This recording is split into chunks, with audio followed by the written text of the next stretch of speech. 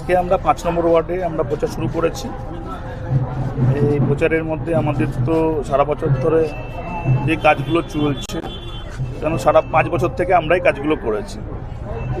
এই জন্য মানুষের কাছে আমাদের আবেদন, রাস্তাঘাট, পানীয় জল, ইলেকট্রিক লাইট থেকে শুরু করে আমরা সরকারি যে পরিষেবা রয়েছে, দুয়ারে সরকারের মধ্যে দিয়ে বিভিন্ন রকম লাইট বিল থেকে শুরু করে লক্ষ্মীর ভাণ্ডার, যুবসাথী, হেলথ কার্ড, নানাবিধ প্রকল্প করেছে। ৫-৭ বছর থেকে যে কাজটা আমরা করেছি, এখানে না বিজেপি করেছে না কংগ্রেস করেছে, তারা কিন্তু এস্টাবলিশমেন্ট ছিল। অধীর চৌধুরী এখানে তখন এমপি ছিল, মানুষের খোঁজখবরও নেয়নি।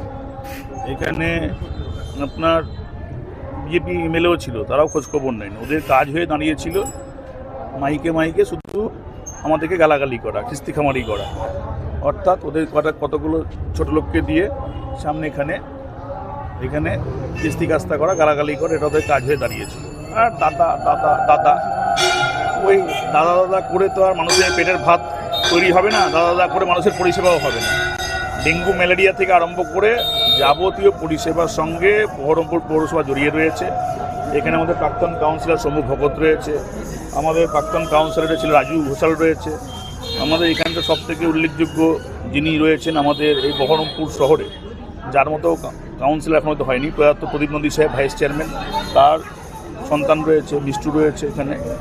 আর আমাদের আরও এই স্থানীয় যারা এখানকার আছে, আমাদের সবাই যারা সবসময় থাকে, তারা তো রয়েছে। আমরা প্রত্যেকদিন মানুষের সঙ্গে জড়িয়ে রয়েছি। আর ক্লাব, সেবা, রক্তদান শিবির, এগুলোর মধ্যে দিয়ে তার তো বেনিফিট আছে। এবার যে প্রাক্তন সাংসদ ভোট ব্যাংকের বহরমপুরে ক্যান্ডিডেট, কি বলবেন? History, repeat history. প্রাক্তন সাংসদ যখন প্রথম ভোটে দাঁড়িয়েছিলেন, এটা কেউ লিখছে না। প্রেসপালা থেকে বিশেষ করে আমি নাম বলতে চাই না, এবিপি আনন্দকেই ম্যানেজ করেছে মনে হয়।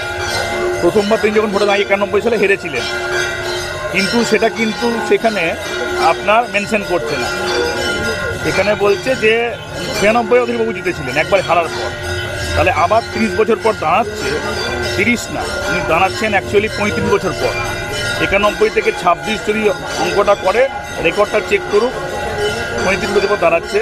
তাহলে হিস্ট্রি, রিপিট হিস্ট্রি। কীভাবে হচ্ছে, উনি এমএলএ দিয়ে যখন দাঁড়িয়েছিলেন, হেরেছিলেন প্রথমবার, সেই এমএলএ হেরে আবার শেষ করবেন রাজনীতি।